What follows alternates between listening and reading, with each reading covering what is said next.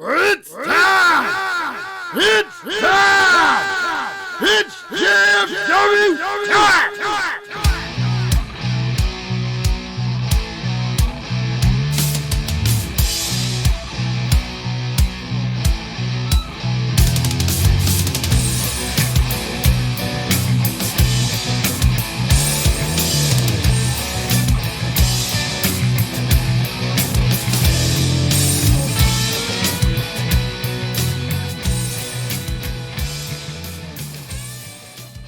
Alright guys, it's that time we're going to step in the ring with the greatest faction in podcast history.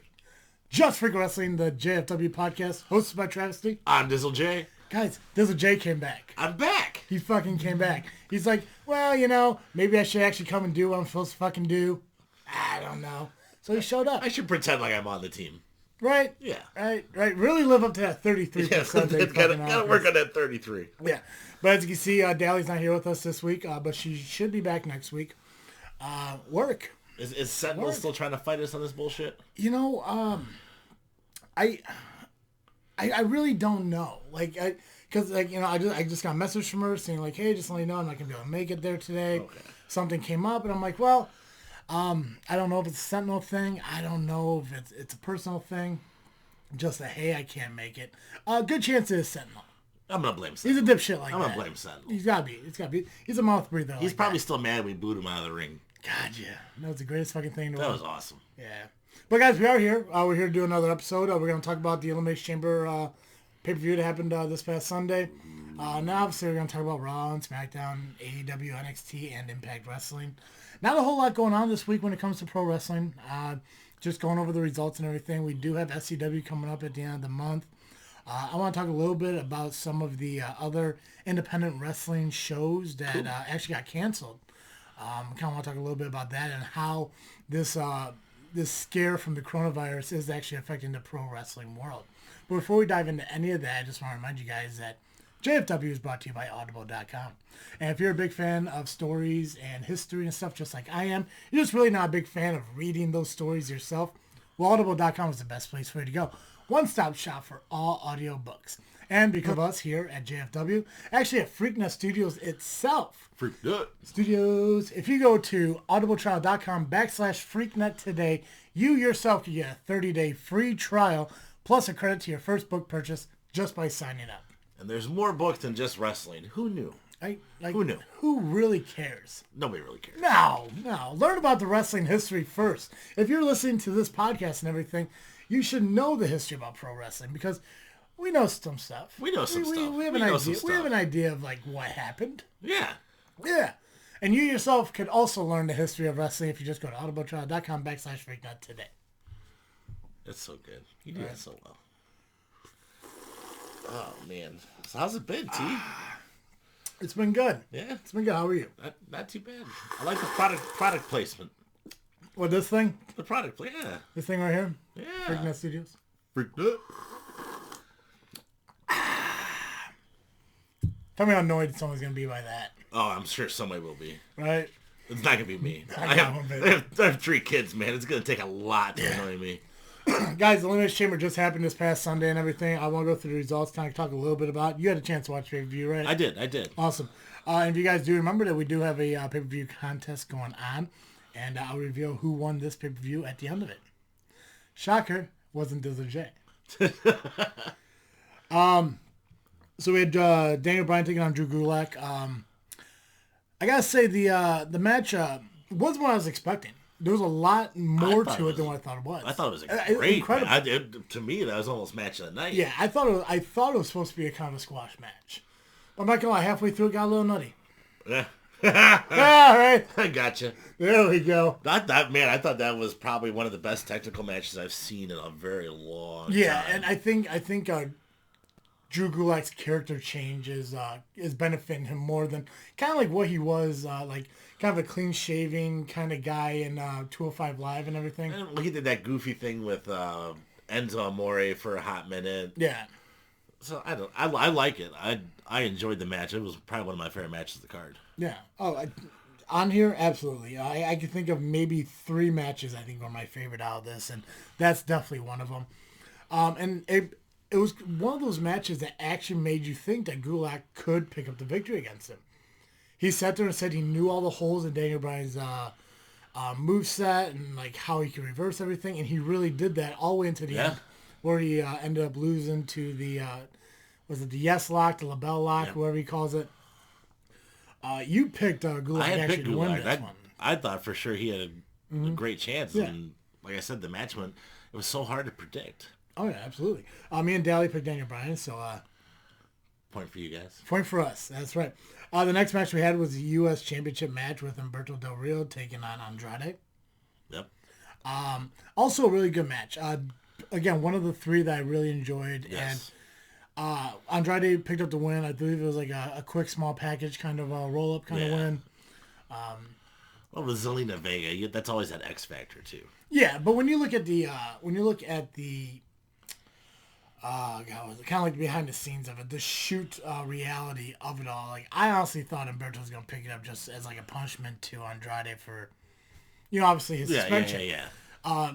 Taking that title away from him. But obviously they see a lot in him, and they do see a lot in Humberto Carrillo. To give him these opportunities to go against Andrade, and even Angel Garza, is still kind of in that mix as well. I think that's where like the old school like Rey Mysterio and versus Eddie. Yep. And that almost feels the same way because these guys are actually two of them are related. I don't know if they're related to Andrade. Garza and I know Humberto. Garza and Humberto. Yeah, they're like legit cousins. So Andrade did pick up the win in this one. You and I both picked Humberto, and Daly picked Andrade on this. Ooh. So she's kind of creeping ahead there. Ooh. The following match was a no disqualification match, AJ Styles versus Aleister Black. And me and Daly talked a little bit about this last week when we did our predictions. She picked AJ Styles, and I went ahead and I picked Aleister Black. You went ahead and picked Aleister Black as well.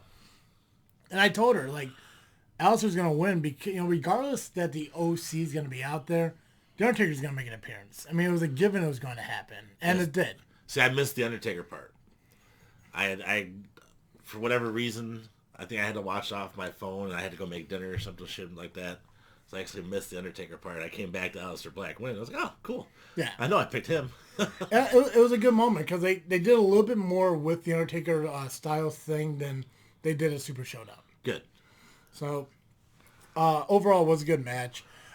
There were moments where it looked like AJ was going to win. It was getting a little later into the match, like maybe Undertaker's not going to show up. But Aleister Black has not put on a bad match since he came up to the main roster. And I mean, doing these little few things with Murphy and now AJ Styles. There was a moment on Raw that we're going to talk about here in a little bit with Seth Rollins and everything coming to him, knocking on his door and stuff. A lot of cool things with Aleister Black, and this match is really pushing him forward to potentially be another top contender in the business. I see him as a top contender. Yeah. Tag team match, who gives a shit? It was Rollins and Murphy versus Street Profits. Street Profits retained the title. All three of us predicted that one. Yeah. As well they should. I mean, there's no reason for Murphy and Rollins to have the titles. No. Unless they were going to do like they did with the Undisputed Era where they just collect the titles, and that would make a lot of sense. Mm-hmm. But you would put the titles on AOP, not Buddy and fucking Rollins. Yeah, no, I totally agree with you. It just looked like it was a fucking carbon copy of the Raw match. Yeah. Nothing too exciting in this. We had the men's Elimination Chamber tag match. We had Miz and Morrison taking on the New Day, taking on the Usos, Heavy Machinery, Lucha House Party, and then Ziggler and Rude. Now, it was reported that the reason Lucha's in there over the Revival is because of a contract dispute. And I actually read online that the Revival isn't getting paid anymore. They reached their guaranteed money cap already this year. Really? Yeah. So, for the Revival, they need to go. They're not going to get what they deserve in WWE. No. And they're one of the best tag teams I've seen in a long time. Right up there with the Usos, the New Day, even better than the Bucks. Yeah. I mean, we ever talk about where we would see the Revival going? I guess AEW would be obviously the the first choice, but I feel like Impact would benefit more from the revival than AEW would. I thought more NWA. Ooh, NWA. Oh yeah, that's Like, kind of a smash it's mouth like organization. it's like that classic too. I mean, nothing against AEW when it comes to the tag team division. I just think it's oversaturated with all the tag team talent right now. Yeah. We got the Dark Order, SCU, the Best Friends, the fucking Inner Circle, that tag team in the Bucks. Yeah. I mean, it's so saturated. Like the Butcher, the Blade. Yeah. If you sit there and think that, and then there was the Jurassic whatever. The Jurassic Express. Yeah. I love the Jurassic Express. And now they got the and I think we'll talk about it. I talked about it last week, the Death Triangle, with Pentagon, Phoenix, and stuff. So if you think that the revival is getting lost in the shuffle of all the tag teams on WWE, I don't think it'd be any different than AEW. But because they're a all fists no flips tag team, they focus and they seem like an older tag team, almost like a Tully or like an Arn Anderson kind of. Honestly, like almost the Road Warriors kind of with a little mix of the Rockers, because they can do the off the rope stuff. They can. Yeah, well, I guess they're more of that era, like with the Steiner they can do brothers. the aerial. Yeah, so, there you go. That's perfect. Steiner brothers. Yeah, so that era when it comes to it. So I mean, I think NWA would be a good spot. For NWA that. Would be a good spot. I would love to see NWA get a TV. Yeah. Let's just send them out to New Japan for a bit. Why the fuck not? Ring of Honor, maybe. You don't hear a whole lot about Ring of Honor, so they put the revival in the Ring of Honor. If they went to Ring of Honor and you got Bully Ray there, who was obviously a tag team expert, they could only benefit from knowledge from him. Absolutely. Miz and Morrison picked up the win in this. What was your favorite moment out of this entire Elimination Chamber? Otis going out through the thing, right? Because we've never seen that before. No. I thought Mandy was going to come out. I did too. I thought Mandy was gonna come out and kind of check on him and everything.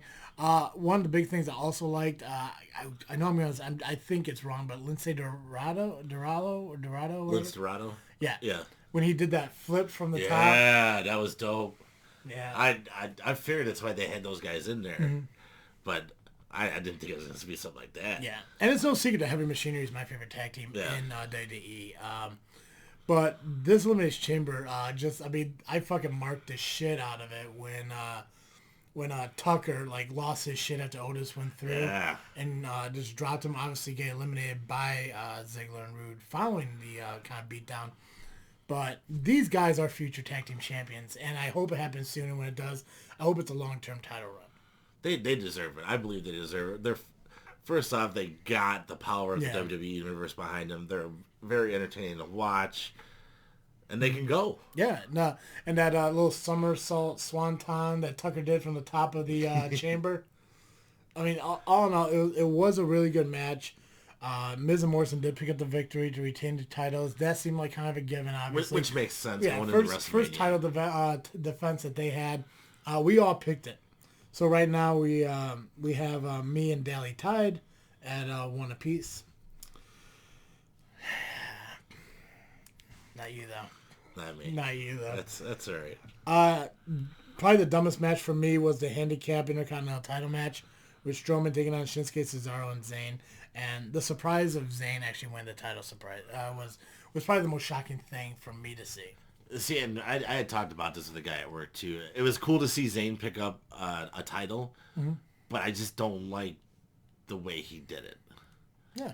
I would have much rather seen it be a one-on-one match and some dirty shit happen than a 3-on-1 match against Braun Strowman. Now you kind of weaken Braun. Yeah. Well, there was I want to say it was either Michael Cole or Corey Graves on commentating during this match that stated if one pins them, they're all champion, and that's just not the case. Sami Zayn won. Sami Zayn's the IC champion. And how does that make Shinsuke feel? You know what I mean? I don't even think you realize it happened, Jeff. He's so fucking out of it. But I got excited to see what's going in the future. I'm going to guess it's going to be a pre-show match against Braun Strowman at WrestleMania. Just because that's what fucking WWE does. Cena needs a spot and The Undertaker needs a spot. Right. Goldberg needs a spot. Well, at least he's champion. Brock needs a spot. All these people need spots, man. I'm not here to take a spot. We all picked Braun. Obviously, we all got that wrong. And then finally, the Elimination Chamber match for the number one contendership to the Raw Women's title at WrestleMania. Natalya took on Liv Morgan, took on Shayna Baszler, took on Asuka, took on Ruby Riott, took on Sarah Logan. Why don't you go ahead and talk a little bit about this match? I thought this was a very entertaining match for the most part. To me, and we were just talking before, the timing was off for me. The long waits in between. Yeah. I think if it was me, I would have had Shayna just kick down that last door and grab Asuka out by her hair or something. Just if you're really gonna overpower Shayna, that would have been the move. Okay, I'm waiting. Let me go after these bitches and bring them out to me. Yep. That's how I feel about it. But I mean, I thought Liv Morgan had a hell of a showing. Ruby Riott had a hell of a showing. Natalya, as much as I am a fan of Natalya, I just think she's getting the short end of the stick with these newer women coming up. Yeah. And I would like to see her have one more run at the championship, but I don't think it's going to happen. Yeah, I think she's kind of like at that point in her career where she's almost used as enhancement. Yeah. Like almost like Big Show. Right. Like that prime era of like them being dominant is way past now. Right. But I mean, we all predicted Baszler to win. Baszler did win. Wasn't a really complete shock. They were building for it anyways. Right. So overall, me and Dally tied, so we each got a point for it, which still leaves you at 0 for the year. Man. And you guys could check the scores on that because I do now post them into the show notes on Podbean to see where everyone's kind of totaled up now. I think I'm 1 up because of the Super Showdown. That I didn't do. The one that you didn't do, right. Yeah. And I can't remember what happened to AEW. I want to say me and Dally tied on that one too. But we only had 4 matches because that's what was... what was posted. Yep. So let's move right along to Raw the following day. I did not watch any of this. Oh, God. You missed out. Did I? No. Of course not. Becky came out, cut a promo, talked about Shayna winning and everything. She's talking about how like a person like her shouldn't be beating down fucking badasses like Shayna Baszler, but she is and she does. Obviously, if you guys remember from last year when she won both Raw and SmackDown titles from Becky 2 belts. Becky 2 belts. So, not a really big promo, just kind of talking, building herself up and shit like that. We opened with Angel Garza taking out Rey Mysterio in a singles match. And we saw these guys in tag team with Andrade and Humberto last week. It was an incredible match, and this is no different. Rey did pick up the win on this, which kind of surprised me. You would think, Garza would kind of pick it up to kind of push Garza along, but I guess they still want to keep Rey relevant just for a little bit longer. I've been hearing rumors that he's going to retire after WrestleMania anyway. Yeah. I can see that. Yeah. I would love to see a fatal... I don't know if it's mentioned yet. I'd love to see a fatal 4-way between Humberto, Mysterio, Garza, and Andrade. Ooh, I think there's enough time to still build that. A fatal 4-way for the U.S. title between 4 Latino superstars. Fuck yeah. But they're going to put it on the pre-show. Yeah. Fuck yeah, they will. 6-hour pre-show. It'll be right there with the IC title. Yeah. Yeah. And probably... probably the SmackDown tag team titles too. Yeah, because why put them on the main show? All right. Oh, geez, what else is happening here? They showed a little vignette from earlier in the day where Kevin Owens showed up, got beat down by the Monday Night Messiah and all his disciples. Nothing too special about that. Rhea Ripley came out and interrupted Charlotte while she was doing a segment talking about how she's going to win WrestleMania and be the NXT Women's Champion. When Rhea came out, she wanted to say something. Charlotte interrupted her, and then she got jacked in the mouth by Rhea Ripley, and Rhea just walked away.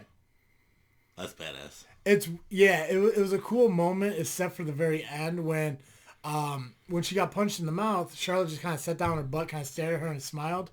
So and she was wearing a very low dress. So I don't know if that was supposed to happen. She wanted to go ahead and just sell it anyways, because if she bumped, the zipper would just fucking split, and she would Daniel Bryan all over the fucking place. Daniel Bryan. Right? Italian. It would got screwy. It would got nutty. Ballsy move, though. Right. I was gonna throw in a Sentinel joke there, but we were talking about testicles, so it's irrelevant to Sentinel. Yeah, not butternut squash. Fucking mouth breather. Get booed out your own ring. Bobby Lashley took on Zack Ryder for no reason whatsoever. Bobby Lashley picked up the win. Aleister Black went to go have one of his own little segments about who's gonna knock on my door. AJ Styles and I are down, blah blah.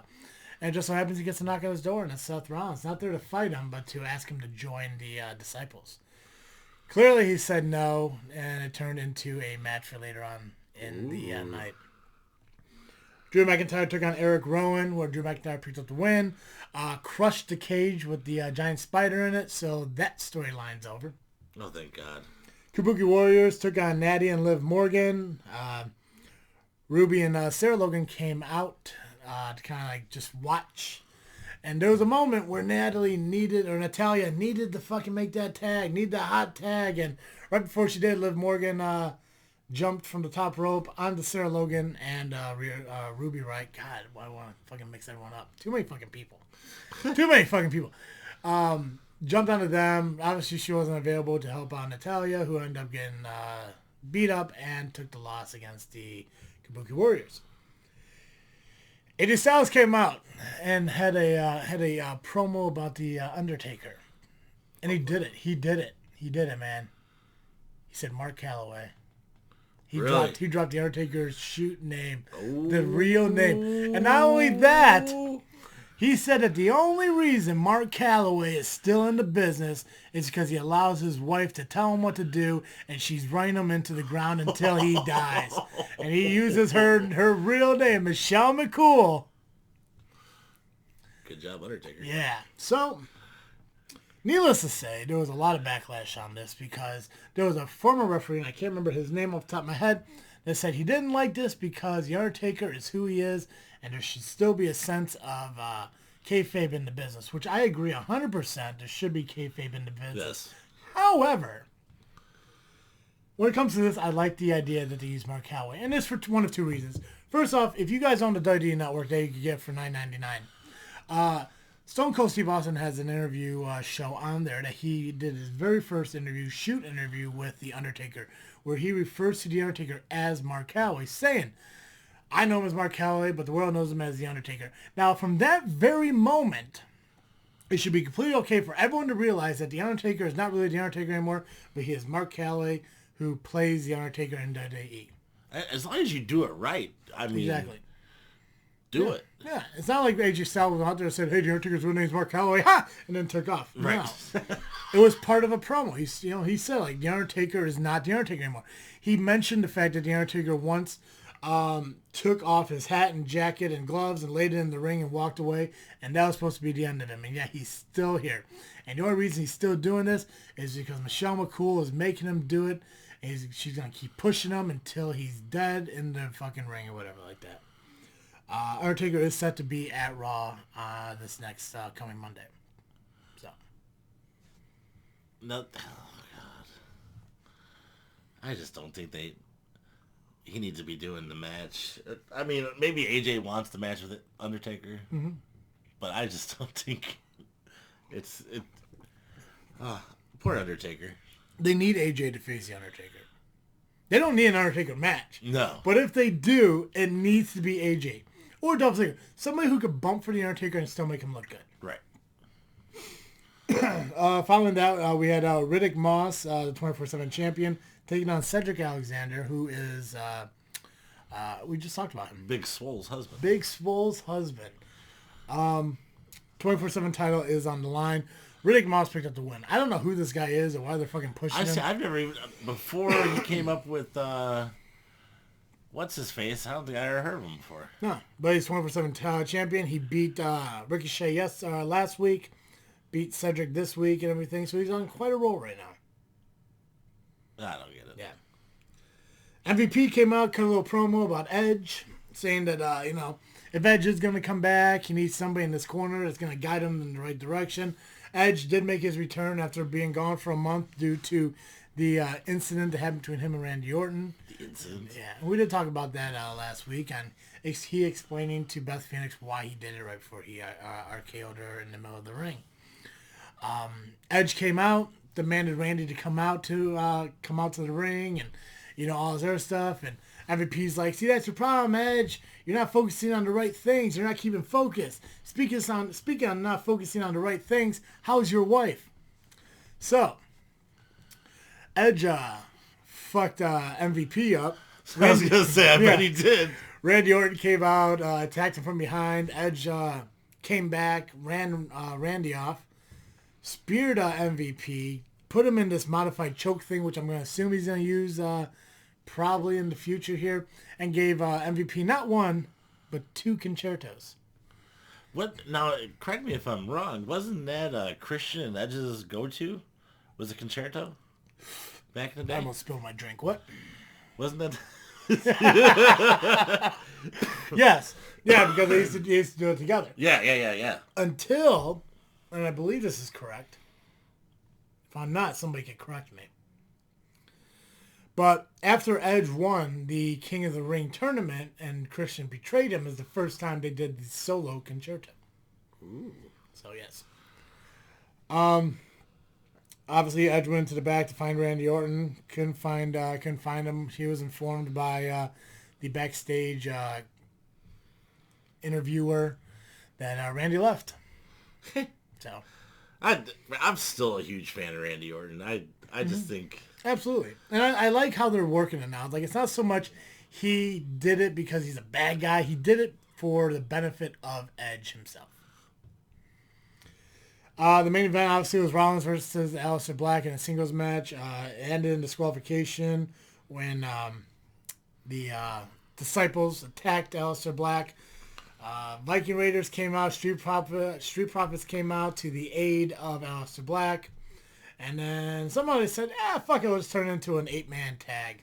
Don't know what happened to Aleister Black. I guess he wasn't part of the whole thing in the tag. So we had the Street Profits and the Viking Raiders taking on Seth Rollins and Murphy and the AOP.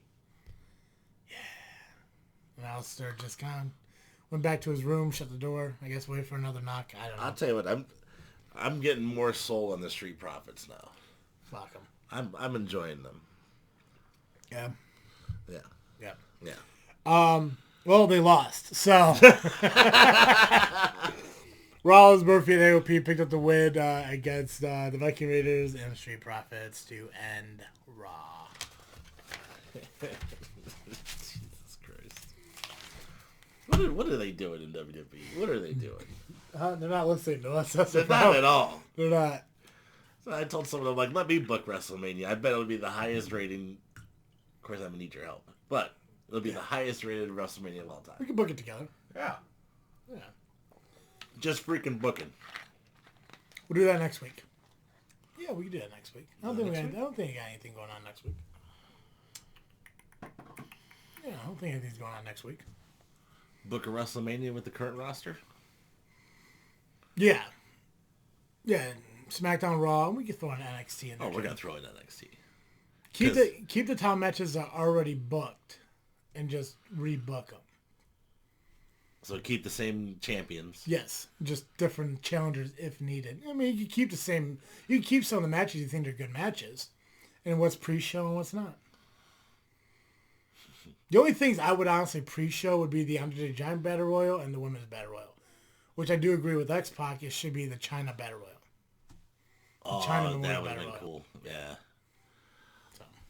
Yeah, they should give something to China like that. I mean, whatever. So she shot a porno. Who hasn't? She didn't sell off wrestlers to fucking promoters and shit. Yikes. Moolah did. Moolah did. That's why Snickers was pissed.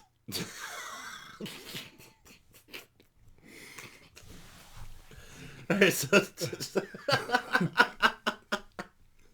fuck, man, that just got me. I wasn't expecting that. So AEW. No, Impact? Is Impact on Tuesdays? Impact's on Tuesdays. Why do I keep thinking Impact's on Thursdays? Because it used to be on Thursdays. Oh. But they moved to Tuesdays. Because now they're on Access TV. Yeah, go ahead. Impact. So Impact Wrestling. Start up. Before we do that. I do it. Wait, go on now. I was waiting for Where have you been? Guys, if you haven't had a chance, check out the merchandise that we have available at tpublic.com just by searching JFW. Merchandise such as the t-shirt that Dizzle J's wearing, or a modification of it. The shirt that he's wearing is an original, never made again, cannot be bought. But the one that can be bought is the one that's right there in front of him. Boom. It's so weird. What the fuck? Oh, yeah, it's in front of me. Bam. It's in front of fucking me. Yeah, I know. So this is the one that's available on TeePublic, as well as a new logo, JFW. What, shit, what, fuck, what, damn. As well as the Travis-T Dizzle J 2020 shirt that you see right in front of Dizzle J right there, making wrestling great again. Boom. And also these mugs that you see right here before you, the original JFW logo mug and the brand new JFW logo mug. But not only that, all these designs and everything that we're wearing that you can see right in front of you, they're not only available on t-shirts and mugs, but also stickers, pins, magnets, cell phone cases, tapestries, wall art, pillowcases, and stuff like that. If you guys remember last week, Dally's shirt was finally released into the store. I like Dally's shirt. A lot of good responses to that. We already sold a couple of those shirts. So, guys, and if I know I mentioned this before, and maybe I should mention it more often so you guys get reminded of it. But if you buy any merchandise from our store, take a picture of it. Put the shirt on, take a picture of the merchandise, and post it to our page so we know you did. So not only everyone can see the merchandise that they could buy, but also for us to personally thank you guys for purchasing. Oh, definitely. There was a father and two daughters at the past SCW show who came up to us as fans of the podcast. He bought some shirts. I know he did. So thank you for that and helping us out the podcast by doing that. Continue to sit by us because you guys are entertaining as hell. Yeah, even though your daughter thinks everyone's a cheater, but hey, whatever. It's cool. She'll learn to like the bad guys. Yeah, like Holiday. Man, 3-time SCW heavyweight champion. I'll tell you what, I'm starting to come around. Dude, 3-time heavyweight. Holiday, the 3-time heavyweight champion. You can say it. Good. 3-time SCW heavyweight champion. Max Holiday. Fun fact, if you guys didn't catch it last week, I'll say it again. His 3 title runs was because he beat a member of Elite Pain. Maverick twice. Two members of Elite Pain. Yeah, Maverick twice and Hunter Payne. Yeah. He beat Hunter Payne. Hunter Payne is former SCW heavyweight champion because of Maverick H. Or Max Holiday. Holy shit. Way to fuck that up. I can't do this anymore. I called Max Holiday Max Blaylock last week. I'm not going to... I can't do this shit anymore. This is why you need to host this show. You need to take control of the show. Take control. You need to take it from me. Me and my fucking advanced age of 30. I'm fucking 37. My mind is going faster than Hunter Payne's. Oh, it is just work that in, didn't you? Yeah, I had to. Yeah, I saw that. But guys, again, tpublic.com. Search JFW, pick up your merchandise today. And if you do happen to buy some of the merchandise, take a picture of it, post it on our social media. Use the hashtag JFW merch. I don't know. And we'll give you a shout out on the podcast. If you don't want your name out there, because I understand some people don't, send it to us through Snapchat, through Facebook Messenger or something. We'll post it for you if you want to edit out your face or whatever, just to show. Because I know some people are weird about their kids being on Facebook if they have little kids' pictures. I don't know. I put that dude's fucking kids on our Facebook page because they took a picture with us. That was approved. They know the risks. They know the risk of being famous. I'm not gonna lie, I got time to sit there and get documents signed about, hey, just let you know you're gonna be verbal permission. Yeah, I don't give a shit. Well, hey, now we got fans. Now I know for a fact we have fans. There was somebody who wanted to take pictures with us, and let me tell you, in my 2-3 years of going to SCW, I've never seen anyone ask Sentinel for a fucking photo. Not you wanna know once. why? Because nobody takes pictures with produce. Butternut squash looking motherfucker. Fuck. You mouth-breathing fucking gag Can't wait to ordered boo you fuck. out of the stage later this month again. Yeah. You stroke. God damn it. You wife robe wearing jackass. I'm Commissioner Jordan. Yeah. You Batman complex motherfucker. Yeah, bitch. So why are you guys banned from SCW? I have no idea. tpublic.com. TEEPUBLIC.com. Search JFW today. Get your merch. So Impact Wrestling on Tuesday. Man, Impact's starting to feel like the later days of WCW. Yeah. Where they're just bringing in all this older talent. First match was... Fun fact. So I was on the WWE Network watching the Hall of Fame. Which, WWE Network, $9.99 a month. First month free of pay-per-views. And I was watching I want to say it was the 2012 Hall of Fame. Yeah. Where they inducted the Four Horsemen. Okay. And I gotta tell you, it was pretty interesting to not only see Charlotte Flair there back in 2012, but also Tessa Blanchard. Well, yeah, because it's... Yeah, I know. It's just weird seeing them pre-WWE. And obviously Ric Flair's son Reese was there, who R.I.P. to Reese, passed away, I believe actually shortly after that. But it was funny because Rick actually called her Ashley on the obviously during the ceremony because Charlotte wasn't a thing at that point. Right. But to see her and even Tessa Blanchard, with her natural brown hair and everything like that. I mean, it was really cool to kind of to sit there and watch something from 8 years ago, think like, holy shit, one day these two girls are sitting right here. One's going to be the Impact Heavyweight Champion, and one's going to be, 8 or 9 time WWE Women's Champion. So top of the game. You're looking at the future right there and there. Yeah, so I thought that was pretty cool. It's like when you go back and you actually watch Ambrose when he first made his first appearance as a jobber. Yeah. With the pink hair. And you never remember it until you see that picture. I'm like, I remember him in the ring. Well, it's like with Ty Dillinger when he was the backstage guy who got super kicked by Shawn Michaels when they said he wasn't controversial enough. When Triple H pushed the black guy out of the way, the black guy was Keith Lee. Yeah. I mean, you just gotta pay attention to this stuff because CM Punk was in the line with John Cena for the one WrestleMania, I believe. Oh yeah, doing the. Yeah. No, he wasn't. He was. He was on the car. He was on the car. Yeah, he was on the car with Tommy Gun. Yeah. So it's just that cool stuff you see. Like Dolph Ziggler was a caddy for Kerwin White, who was Chavo Guerrero, and he was a cheerleader. Yeah. Husky Harris. God, the world we live in. You mean Bray? I love it. That was the biggest character turnaround I think I've ever seen, it worked out flawless. Kevin Thorne and Mordecai. Yeah, that one not so much. I really like the Mordecai gimmick. I think that could. The Mordecai gimmick was good. I think him and that Undertaker WrestleMania match would have been really cool. Yeah. But are you gonna do Impact? Yeah. Okay, so let's start off with for love of God, do something. Rhino and Madman Fulton. Rhino picked up the victory. This with all my talk. But Sabu. Who? Sabu. No, the first part. Rhino. What? Rhino. No, I'm just fucking with you. Go ahead. Rhino defeated Madman Fulton. Sabu makes his return with Super Genie. Oh shit! Yeah, Super Genie. I don't even think I remember Super Genie. You remember Super Genie? Would I remember? You remember Super Genie? Okay. The Rascals defeated Desi Hit Squad. Jordan Grace, she is the Knockouts champion, defeated Lacey Ryan. Willie Mack, and Ace Austin defeated the Swinging Disco Balls, which is Disco Inferno and Johnny Swinger. Is Disco Inferno still fighting just women? No, this is guys. But his claim to fame for a while was just fighting women, right? Yeah. James Ellsworth did that before he got handsy in the locker rooms, but whatever.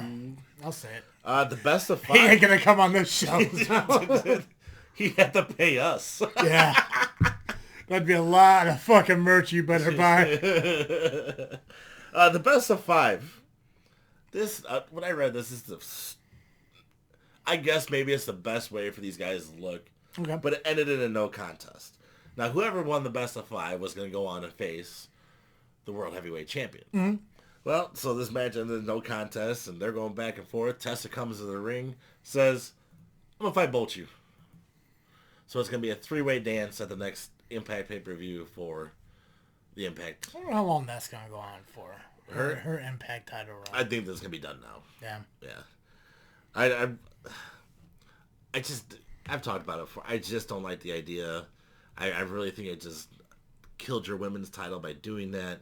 I understand Tesla's fucking a badass and probably can hang with any man in the ring that you can possibly put her in the ring with, including Brian Cage. Yeah. It's outside Brian Cage, Sami Callihan, or Tessa Blanchard, is there anyone on the Impact roster who should be considered a run with the title? I would Elgin or Eddie Edwards would probably be a good fucking Mike Elgin. Yeah, that dude's a beast, man. I believe that's the same guy who wrestled at Elite Pro Wrestling. I think I got a DVD from Elite Pro Wrestling show like 10 years ago with Mike Elgin on there. You'll have to watch it and tell me if it's the same guy. Because I don't watch Impact Wrestling. Because I don't have access to No, you don't have it. You don't have Access TV. I don't have access to Access. So that was the end of how do you call your fucking network Access TV if not everyone has access to it? It's pretty much all wrestling, too. It's like wrestling. That's like putting calendar photo shoots to PG-13 calendars on Pornhub. Why? I live. There's advertisements on Pornhub?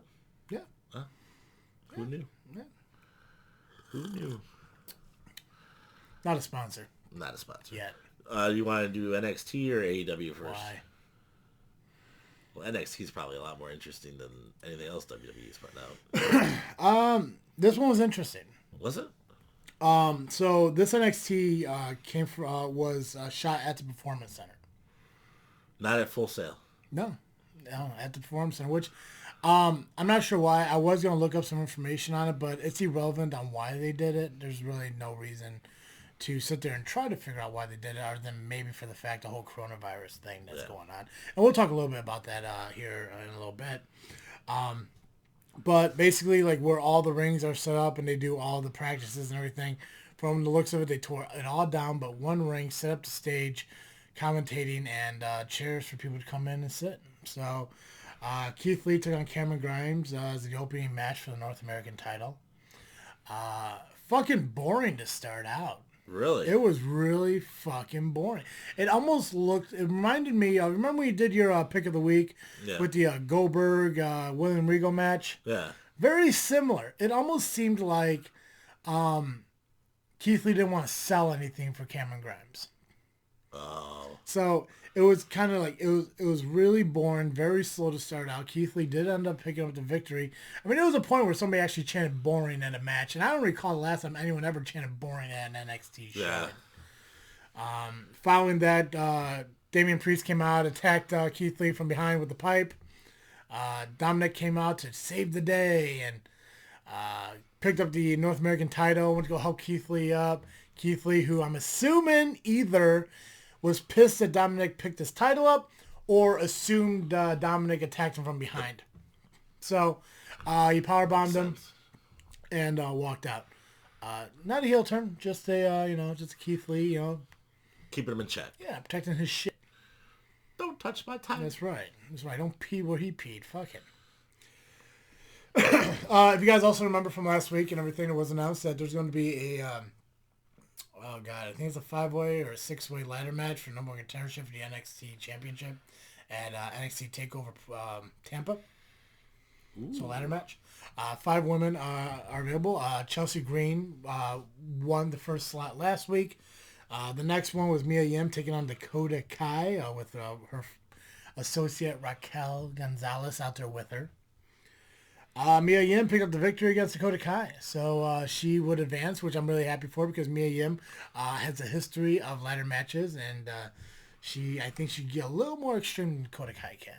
So I'm really excited for that to move forward. Not a huge fan of Dakota Kai. No. Kushida took on Raul Mendoza, which I don't know too much about New Japan Pro Wrestling, but Kushida was a pretty big deal. And, Kushida's a badass. Yeah. So I don't know what the fuck they're doing to him in NXT, dressing him up like Doc from Back to the Future or fucking Marty McFly from Back to the Future, or the fact that he resembles anybody from Back to the fucking Future. That's a real thing. Well, him and... It's a real thing. He looks like Marty McFucking-Fly. Yeah, well, him and Alex Shelley were what the hell were their tag team? Yeah. It was something Future or something like that. So it kind of fits. No. Yeah. I don't like it. Yeah. I think it's dumb. I'm done. You're done? No, I'm not. Kushida picked up the victory. Armbar submission tap out by Raul Mendoza. And if you think that was the last time we see Raul Mendoza tonight, you'd be mistaken, brother. Following the commercial break, they came back. Mia Yim's out in the parking lot, all excited about her victory, with Raul Mendoza walking right past her, just to have a fucking SUV pull up right beside him with two fucking Nacho Libre looking motherfuckers popping out of there, grabbing him, throwing him in the blazer, and taking off. That's right, he got kidnapped by luchas. By fucking luchas, man. That'd be scary. It's dumb. There hasn't been a good kidnap storyline. Yeah, I think the last great one was when the Undertaker was driving the limo and Teddy Long got in. It's like, driver, let's go. And the fucking window rolls down and the Undertaker turns around and is like, buckle up, Teddy. Fucking drives out. Buckle up, Teddy. I'm not going to lie, this is probably the most fun I had doing a podcast in a while. All right. Tegan Knox and, oh God, I'm going to say this name wrong. Deonna Purrazzo. Another qualifying match for the ladder match on the contendership match at Portland. Tegan Knox picked up the victory. Way to go, fucking Tegan. Love the Shining Wizard. Probably one of the better Shining Wizards we've seen in a while. She's got a good Shining Wizard. Yeah. You know who also has a good Shining Wizard? James Creed. He does. He has a pretty good Shining Wizard. It's no elbow drop. It's a good Shining Wizard. His elbow drop's nice. It's a really nice elbow drop. Oh, God. What the hell am I doing? UE took on the Broserweights for the NXT Tag Team Championship. And obviously, before the Broserweights came out, Velveteen Dream showed up on this little fucking stage area above the announcers. Because they actually set that thing back up, too. Because you know it's at the... Yeah, so they set that back up again. Again, guys, remember, this is all at the Performance Center. And he sat there and said, like, you know, he has no interest in Roderick Strong. And he's all like, Roddy, what are you all mad for? They're just tights with pictures, you know? Whatever, chill out. You know, but what he wants is he wants the NXT Heavyweight Championship. And then Adam Cole's like, Roddy, let's go take care of this. And before he does, like, whatever the fuck he said, or I don't know what the hell he did. Then he snapped his fingers and the Broserweights came out like he can magically make the Broserweights fucking poof. Which if he could, I would love for him to magically poof him the fuck away. Yeah, I love the Broserweights. They're dumb. All in all, it was a really good match. The Broserweights picked up the victory. They ended up winning and everything. And to close out the show, Ciampa came out and he wants some answers from Gargano. Want to know why he did it. And Gargano just flat out told him, like, you know, it's like, you hold me back. You know, you're the reason that this happens. If this happens, I didn't forget what you did to me a couple years ago, blah, blah, bullshit. And he didn't come out to the ring. He sat in the back at some conference room that Ciampa went back to get him, tore the shit out of the Performance Center just to end up getting Ciampa's finishing move from that fucking stage area down through the announcer's table to close out the show. Wow.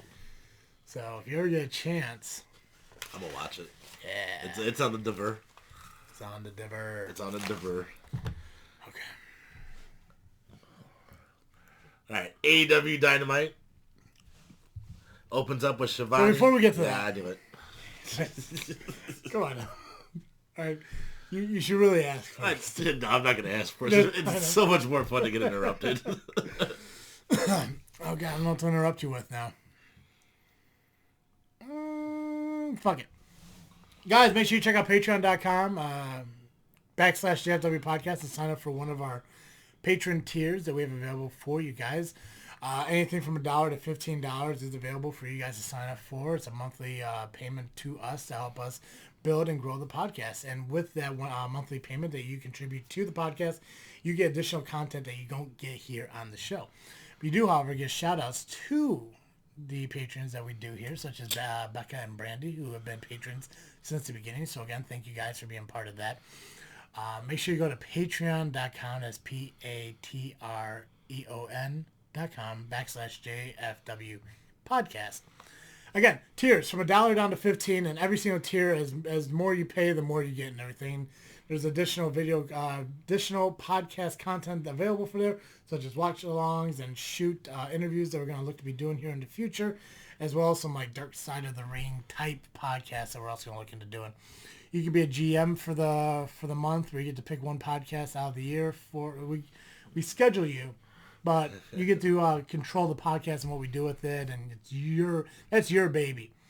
And who knows, maybe we'll throw some. I think there's a couple ideas on some other stuff we're gonna throw in there too. I do want to have kind of like a sit down Skype interview with like any potential fans who kind of want to sit and talk with us for a little bit. We could do that. Like a round table. Yeah, kind of like that. So, a lot of stuff to offer to you guys that we're willing to do for you. All you gotta do is go to patreon.com/JFW podcast today. Check out the tiers and sign up for it. Nicely done. Okay. So AEW Dynamite. Also, guys. Yeah, fucker.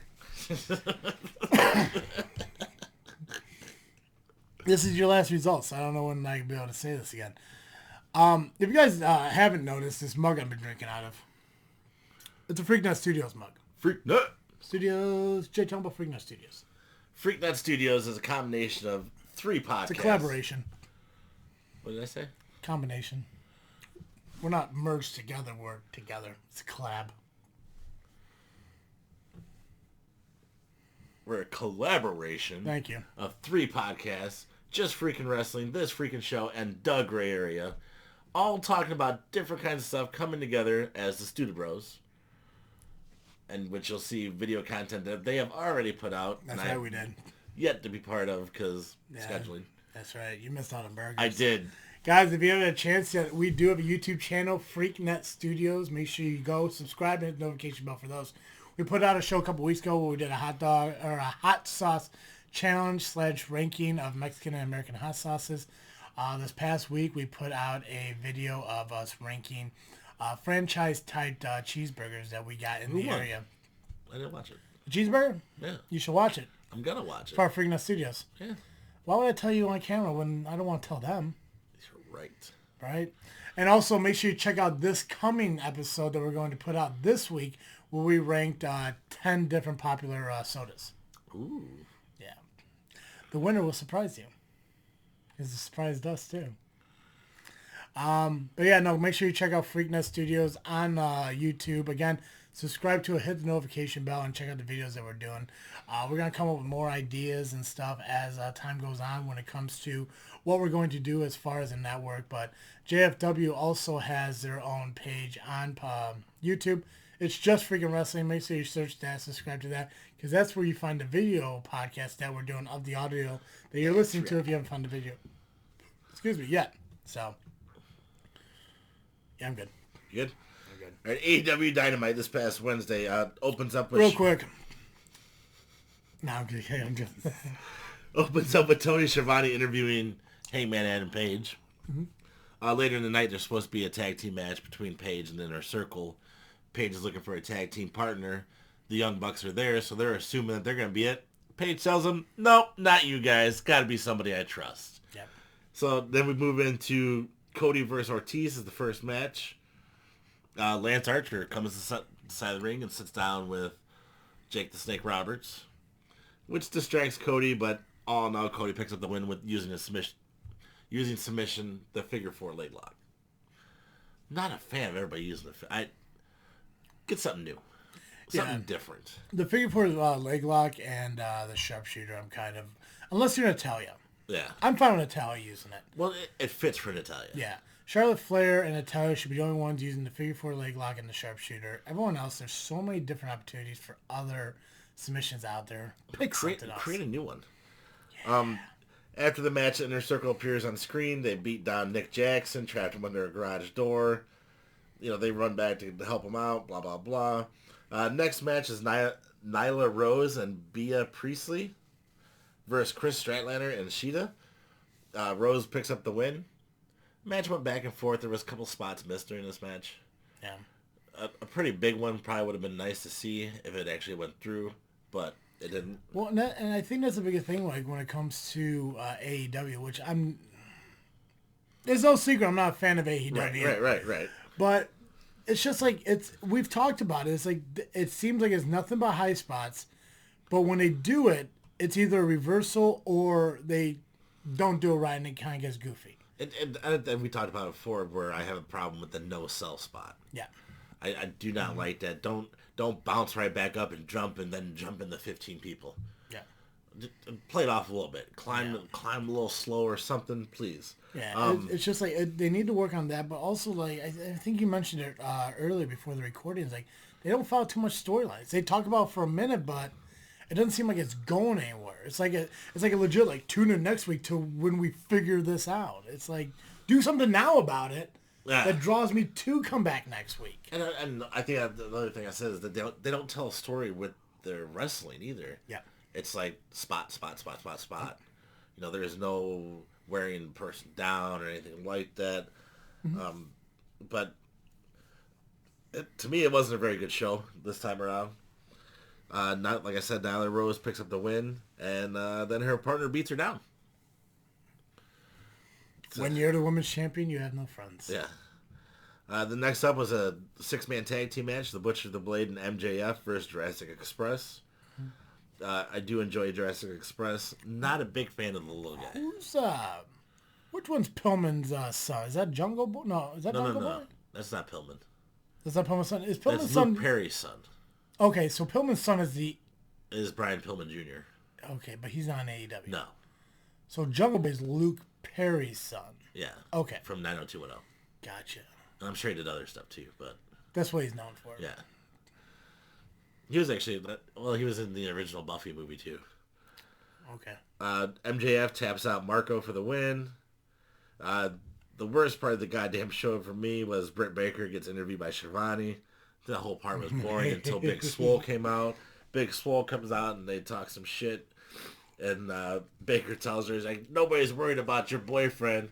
And Swole holds up her ring and she's like, I'm married, baby. Which I thought was probably the greatest thing I've seen. Yeah, it's been a while since I heard an Austin Powers reference. Yeah, Austin Powers. Yeah. Baker throws a coffee. If you're not a wrestling fan, you don't understand that fucking humor there. I don't even know why you're listening to this fucking podcast. Right? Yeah. Baker throws coffee in her face and runs off. So obviously something's going to happen there. Joey Janela and Private Party take on Death Triangle, which is Phoenix, Pentagon, and Pac. Pac hits Black Arrow on Janela for the pinfall victory. What's your thoughts on the Death Triangle? I think this is the first time I didn't. So I saw not them working as a tag team, but them together. I think it's kind of neat. I don't know. It would make more sense if Pac was a masked wrestler. I think it would make more sense if it was anyone but Pac. I like Pac as an individual. I think it makes more sense for the bastard to be a loner. Yeah. Jim Ross interviews Moxley. Moxley basically tells Inner Circle they need to watch out for him because you're not paying attention to him, and blah, blah, blah. I think Mox is probably the best thing AEW's got going on for them. The main event. Oh. Yes, I agree. The Inner Circle versus Paige and Dustin. But I mentioned this last week. I don't like the whole Cena-esque promo that he did last week. Or even like when he won the title. It's like, this is our title. This title is for you, the fans, and shit like that. I'm not a big fan of that. I'm not a big fan of those promos altogether. Yeah, but I don't like that Moxley did it. Yeah, it doesn't make sense. So, other than that, Moxley deserves to be the top guy in AEW. Him, Pac, Hangman Page, I guess not even Hangman Page, but him and Pac, I think, could benefit being the top guys. Cody, for some reason, I think buries himself too much. I don't know if that's kind of a way of saying, like, hey, just because I'm an executive of the company doesn't mean I'm putting myself over. I'd like to see Omega, too. Yeah, but see, even Omega's tag team champion, fucking Young Bucks aren't tag team champions. Yeah. So it's like, I don't know, like, what they're trying to do or trying to prove a point. Like, we're not going to put ourselves over because as soon as we do, people are going to assume we're doing it because we're executives and shit. So let's bury ourselves just enough to when we do, it doesn't mean anything. Right. But, anyways, go ahead. Yeah, the main event I fucking loved. Yeah, the main event. I didn't actually get to see this, and I'm disappointed because I love Sammy and Jericho when they worked together. Yeah, well, and my favorite part of this was before when the pre-main event promo that Dusty did. Yeah, Dustin demanded to be Paige's partner. partner. Yeah, he said, like, let's do some cowboy shit. Yeah. I fucking loved it. The natural Dustin Rhodes. You know what? Dustin is probably in the prime. Like, I know the prime of his career was not now, but he's in the best shape of his life, putting on some of the best matches I've ever seen. Let's go DDP Yoga. There you go. Not a sponsor. Yet. Paige and Dustin end up picking up the win, and then the Inner Circle beats everybody down. Yeah. I don't know. I didn't like that when Kenny Omega came out and was hitting people with his broken hand. It didn't affect him, but as soon as somebody kicked him in the broken hand, it affected him. That didn't make sense to me. That's that New Japan style. Yeah, dumb. Good job, Kenny. Okay. Crushing it. I love that dragon suplex, though. Yes. That dragon suplex is... I don't know how you don't hurt somebody with it, but that was the end of the show. Mm-hmm. So, and I think they have a lot of work they still have to do, but I think eventually they'll get there. Yeah.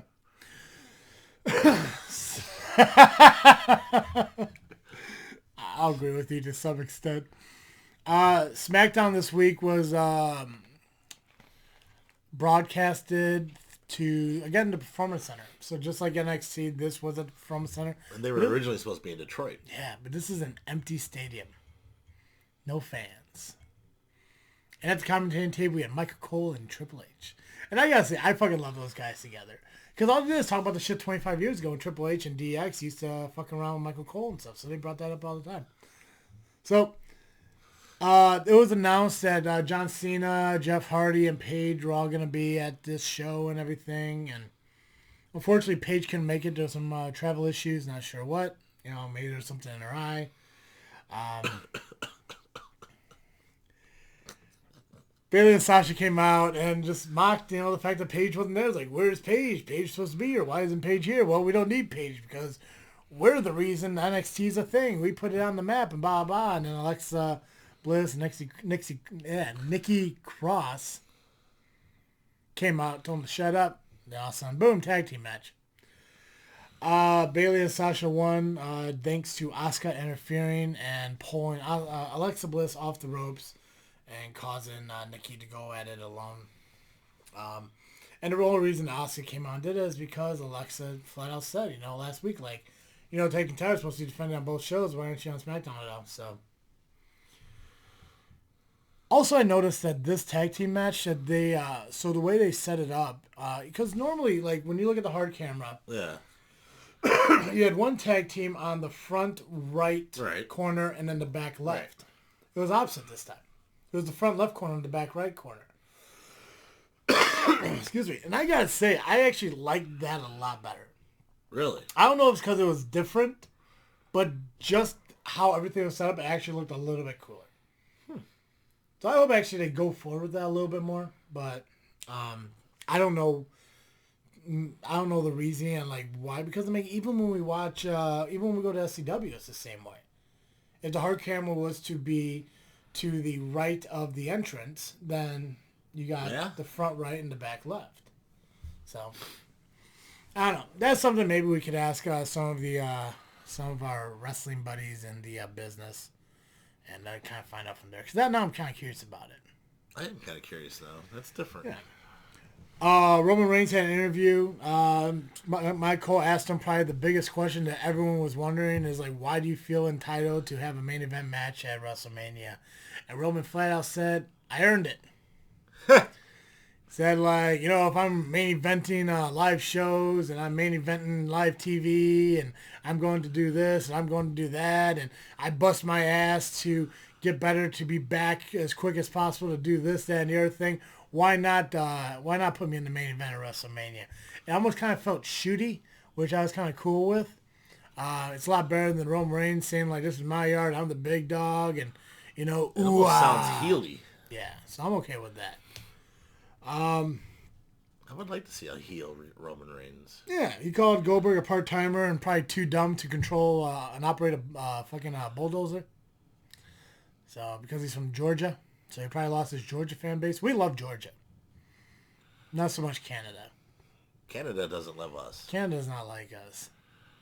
We like Georgia. Yeah. Sami Zayn showed up in the back next to the interviewee. I wish I remember. I want to say it's Charlie Caruso, but it's not Charlie. I think she left. But Sammy's like, oh, you want to interview us? And she's like, no, sorry, Sammy, you got bumped. I have a different interview. And Sammy's like, that's okay. I'm way too excited to care. And then left. And then, boom, Jeff Hardy shows up in the fucking frame. And Jeff Hardy made his return back to SmackDown. And Corbin came out and said, a lot of things have changed. You know, shouldn't you be off doing your alphabet backwards or walking a straight line or touching your finger to your nose and shit? And Jeff Hardy said, no, I'm not doing any of that. I'm actually facing you later on tonight. So... good segue. Oh, God. So Jeff comes back as Matt's on his way out. Yeah. Yeah. I think Jeff's on the extension. Yeah, because probably nobody else wants to deal with this shit. Right, yeah. He probably did while he was in prison. There was a segment in the back where Drew Gulak and Daniel Bryan had a lot of segments in this. There was a lot more talking than anything. There was only... 3 matches on this show. For a 2-hour show? 4 if you count the replay of the Elimination Chamber tag match, but yeah. So Daniel found Drew in the back and everything, and he agreed with Drew. He's like, listen, you said there were holes in my moveset, and you're right, and you found them. You found the flaws. Let me work with you. And Sami Zayn walked up with Cesaro and Shinsuke, and was all like, hey, look, you know, we wanted you to join us, and I'm the Intercontinental Champion, and you're hanging out with a fucking nobody. And then Daniel wanted to fucking challenge Sami, and Cesaro was like, you got a problem with him, you got a problem with me. Do, what the fuck he does. And... that's exactly what he does. Uppercuts. I don't fucking know. So obviously there was a singles match between Daniel Bryan and Cesaro. Which, great match. I mean, great competitors all around. Gulak came out to the ring with Daniel Bryan. And then obviously Cesaro had Shinsuke and Sami Zayn in his corner. Daniel Bryan won with a roll-up. Got attacked following the match. Mojo Rawley was at commentating, confirming that Gronk is going to be at SmackDown next week after... agreeing to come to the WWE. Nothing has been signed and official yet, but it's going to happen. Jesus. Right. Also, for about 45 minutes of this show, they just replayed the Tag Team Elimination Chamber match. So. That's the match they chose to replay? Yeah. Of all their archives of matches they chose. Oh, yeah. Yeah. When that was all done, Miz Morrison was in the ring, and they were talking about how like they're great guys and how they can't be stopped, and they're awesome, and wind blowing in slow motion, stupid shit. Final match of the night, Jeff Hardy and Baron Corbin had a singles match. Jeff Hardy introduced a new finisher called the Twist of Fury. So yeah, that's the thing now. It's basically a swinging neck breaker. And Swanton Bomb, boom, picked up win. Closing out the show, we saw John Cena come out and sit down with Michael Cole. He's like, it's like, why would you antagonize, Bray Wyatt and everything? He's like, Bray Wyatt just said I'm burying him, just like everyone else says I'm burying him, because everyone don't want to step for themselves. He's like, well, you know what? At WrestleMania, I am going to bury him. I'm going to get rid of somebody who's overhyped and who's getting way too much fucking face time, And The Fiend, or not The Fiend, but Bray Wyatt himself came out. Got rolled over the fucking guard, the fucking it's the fucking the guardrail? The guardrail, yeah. Which I don't know why they had a guardrail up there. It wasn't like there was any fucking fans there. But he gets in the ring, he starts talking to John Cena, and says that John Cena has an illness, that he's addicted to the spotlight and the fans and all that other stuff, and he has no problem doing what he always does, and that's burying people and all this shit. And it's weird because as he's doing the promo, he's just looking down and pacing back and forth, not really looking at Cena until the very end, which is like, let me in, and then it just goes to dark and shit like that. SmackDown ended. So if The Fiend beats Cena, does he turn back into Dr. Thugonomics? I hope Cena beats him and he turns into Dr. Thuganomics. Bray Wyatt comes out for life. Oh, God. Jay, what's your holy shit, who gives a shit of the week? Holy shit, Jake the Snake is Lance Archer's manager. Okay. Mine is the empty stadium for SmackDown. I'm always a little hesitant when they do shit like that because they have done it once before.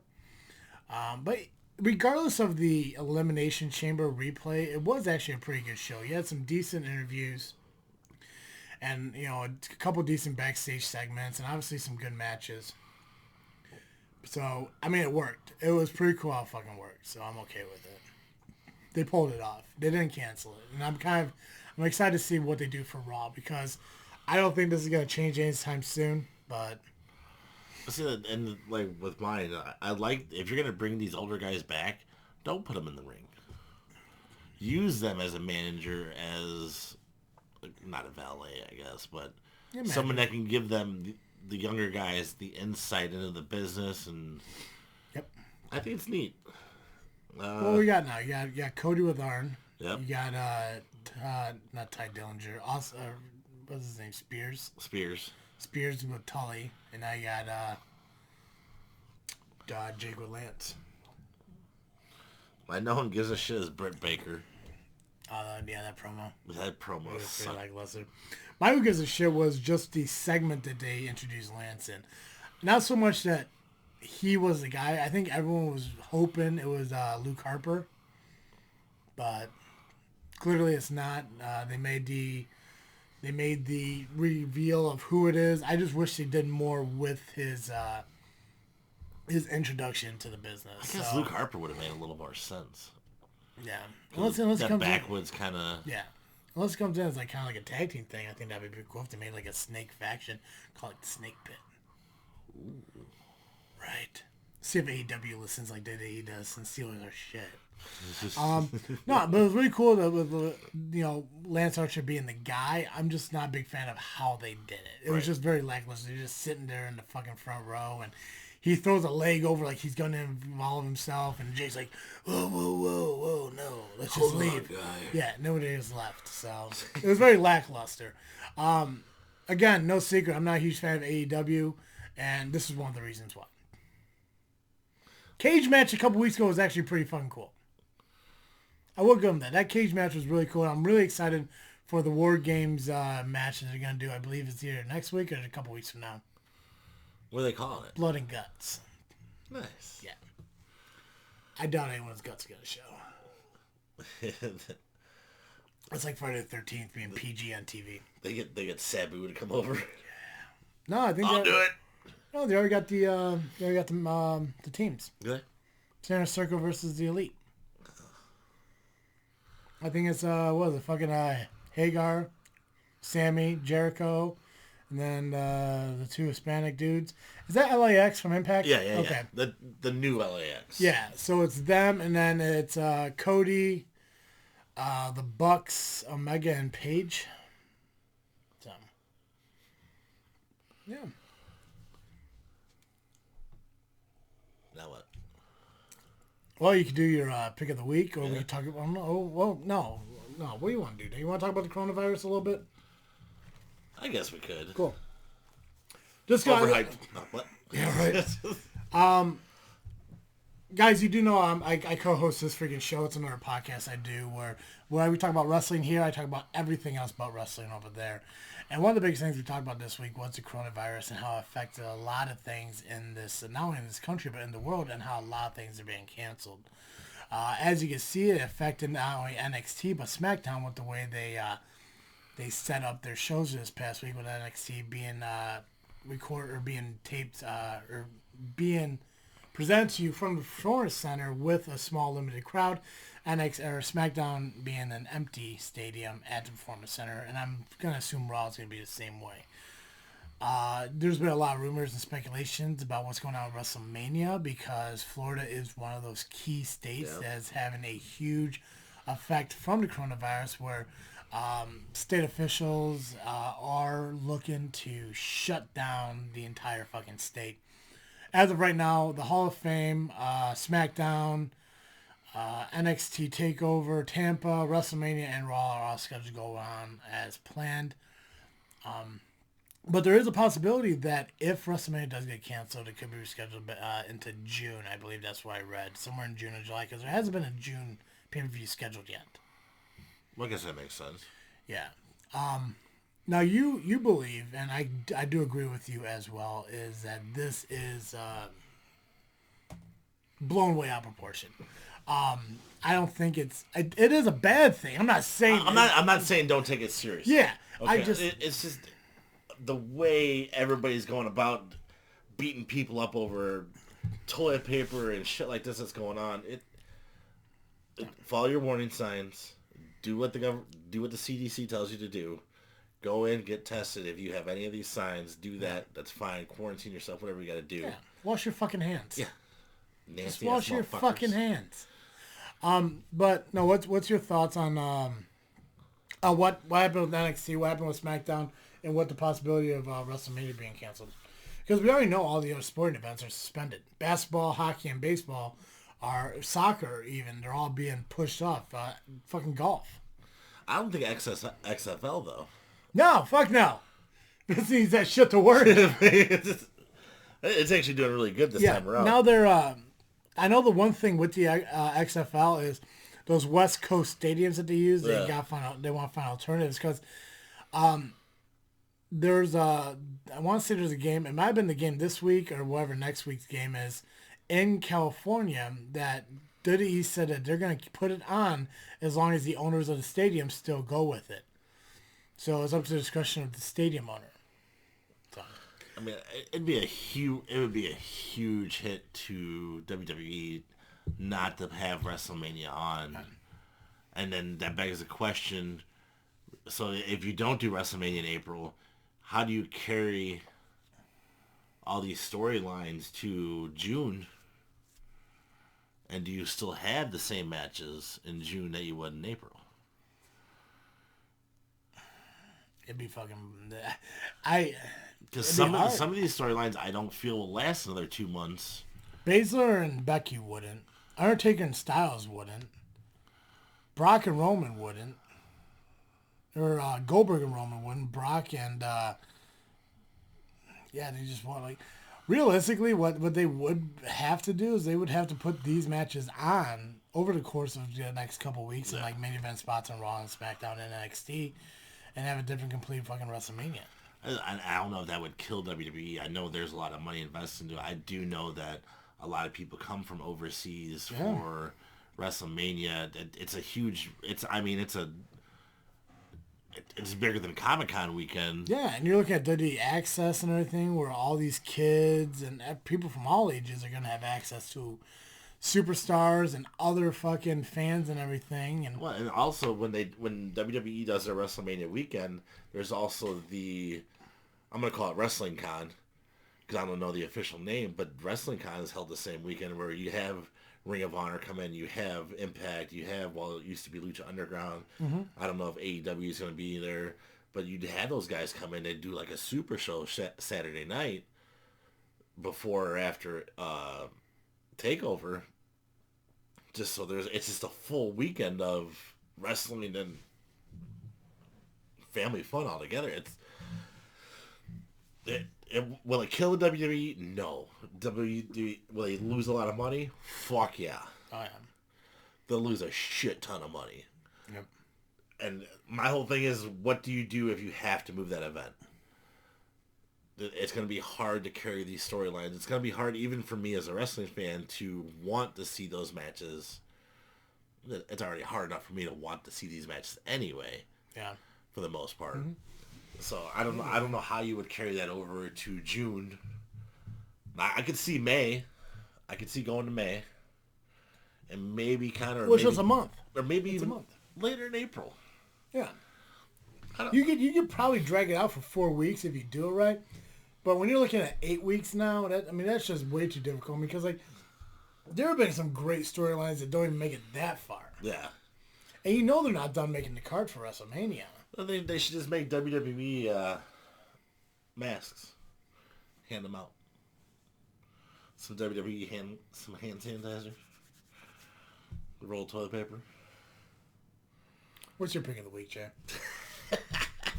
What's your pick of the week? I went Lance Archer versus Evil at Climax 29.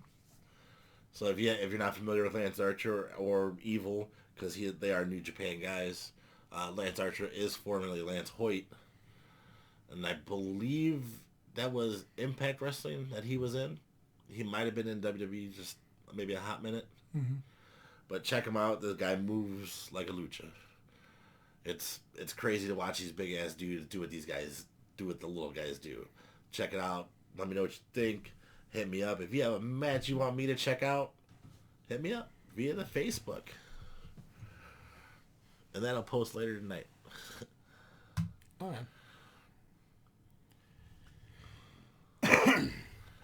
Or you just bored me, that's all. Oh, I did? No, you didn't.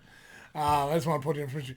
Guys, just a reminder that SCW is having a show March 28th at the Shaban Civic Center. It is for MS. Mayhem. Match card and everything to come. Obviously, we got a couple of weeks before it's here. Surprising thing is AARW had a couple shows lined up for this month and they've been canceled. I know they've been canceling anything. 100% anything over 1,000 people is canceled. Yeah. School is canceled for the next 2 weeks. I know my kid goes to school on Monday to get whatever they fucking have to get, and then they're not back in school until April. Yeah. And, they even, the fucking River Dine they canceled in Chicago. Yeah? They canceled the whole St. Patty's Day celebration. Yeah. So we'll have a match card. We'll keep you updated on SCW on if it happens or not. I'm hoping it does. Like I said, ARW had a show this week and next week scheduled. Neither one is happening as of yet, so we'll see what SCW does. If it does, obviously, tickets are pre-sale for $10 at Glassworks, Genesis Martial Arts, and Fit Body U, or $12 at the door. Tickets, doors open at 6, bell times at 7. Guys, make sure you do follow Just Freakin' Wrestling, the JFW Podcast, on Facebook, Instagram, and Twitter, just by searching JFW Podcast. And this show does get released every single week to you wrestling fans on iTunes, Google Play, Spotify, Podbean, and YouTube, just by searching Just Freakin' Wrestling. That's all I got. Time to ring the bell on this episode. Perfect, as always, I am Travis-T. Dizzle J. And thank you for listening to another episode of Just Freakin' Wrestling, the JFW Podcast. Peace.